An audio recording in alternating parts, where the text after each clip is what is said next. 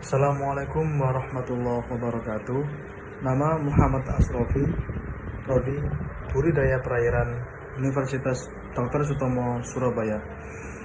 Di sini saya akan mempresentasikan tentang review jurnal yang berjudul Pusat Penelitian Biota Laut di Gorontalo dengan pendekatan metode arsitektur semiotik.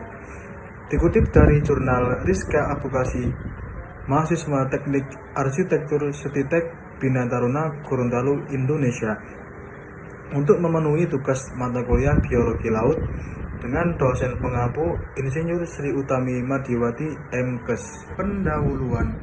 Indonesia mempunyai perairan laut lebih luas daripada daratan. Oleh karena itu Indonesia dikenal dengan negara maritim. Perairan laut Indonesia kaya akan berbagai biota laut, baik flora maupun fauna. Tepatnya di Gorontalo sebagai salah satu provinsi termuda di Indonesia juga memiliki banyak keragaman dan keindahan biota laut. Memiliki luas perairan yang cukup besar, yakni sepanjang 270 km di bagian utara dan 320 km di sebelah selatan. Maka dari itu dianggap penting untuk penyusun laporan akhir arsitektural yang akan menjadi acuan dalam perancangan dengan objek pusat penelitian biota laut Gorontalo. Adapun untuk memberikan karakteristik pada objek rancangan hal ini, penulis mengambil konsep arsitektur semiotik dengan penekanan dan sifatnya. Metode pengumpulan data. Pengumpulan data dilakukan agar proses analisis dapat dilakukan. Data yang digunakan dalam penelitian ini adalah data primer dan data sekunder. Data primer adalah data yang diperoleh dari sumber asli atau sumber pertama. Dalam hal ini, data yang diambil dari hasil penelitian yang penulis lakukan. Data sekunder adalah data yang sudah tersedia di berbagai sumber seperti di perpustakaan, perusahaan, dan buku-buku referensi lainnya. Konsep perancangan makro dan mikro. Konsep perancangan makro dan mikro terbagi menjadi 12 poin. Yang pertama ada pemilihan lokasi, yang kedua pemilihan site, yang ketiga kebutuhan ruang, yang keempat konsep pemilihan lokasi, yang kelima konsep analisa lokasi, yang keenam konsep analisis tapak, yang ketujuh konsep program ruang, yang ke-8 konsep tata massa, yang ke-9 site plan, yang ke-10 dena, yang ke-11 tampak, dan yang ke-12 perspektif. Saya akan menjabarkan beberapa poin. Yang pertama, pemilihan lokasi. Di kota Gorontalo sendiri sudah terbagi dalam 5 BWK, yaitu BWK Utara, BWK Selatan, BWK Barat, BWK Timur, dan BWK Tengah. Yang kedua, pemilihan site. Salah satu hal yang cukup penting dalam pemilihan site adalah dengan memperhatikan kriteria-kriteria site yang memenuhi syarat.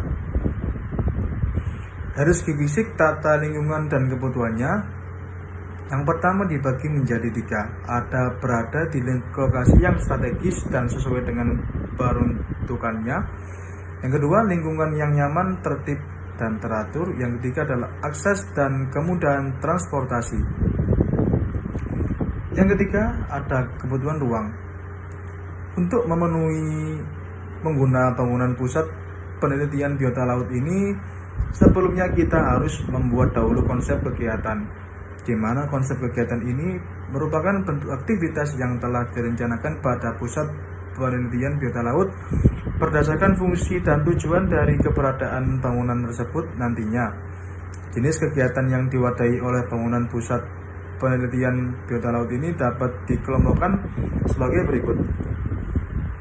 1. Kegiatan penerima, 2. Kegiatan pengelolaan, 3. Kegiatan pelestarian, 4. Kegiatan penelitian, 5. Kegiatan edukasi dan rekreasi, 6. Kegiatan penunjang, dan 7. Kegiatan servis.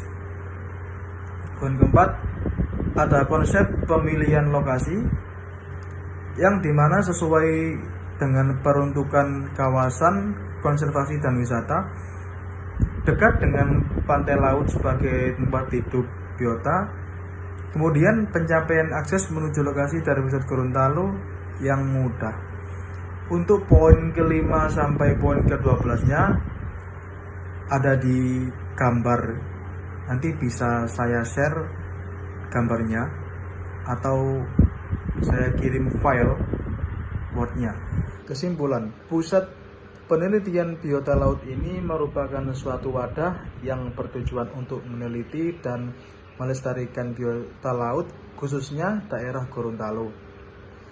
Konsep perancangan yang akan diterapkan pada pusat penelitian biota laut ini menekankan pada penekanan arsitektur semiotik, yaitu ilmu tentang tanda, di mana kita diajak untuk membaca suatu desain bangunan dari tanda baik berupa teks, simbol, ataupun icon. Saran, pusat penelitian biota laut ini diharapkan dapat menjadi suatu sarana penunjang bagi kelestarian biota laut dan bisa menjadi sarana pendidikan dan informasi mengenai makhluk-makhluk hidup yang ada di laut. Semoga dengan adanya pusat penelitian biota laut yang berlokasi di Tanjung Keramat, Kecamatan Kota Selatan, Kota Gorontalo ini dapat melestarikan biota laut yang ada di Gorontalo sebagai sarana aduktif dan rekreatif, dan juga dapat menunjang perkembangan perekonomian masyarakat serta dapat meningkatkan sumber pendapatan bagi daerah Gorontalo. Sekian presentasi dari saya. Terima kasih. Wassalamualaikum warahmatullahi wabarakatuh.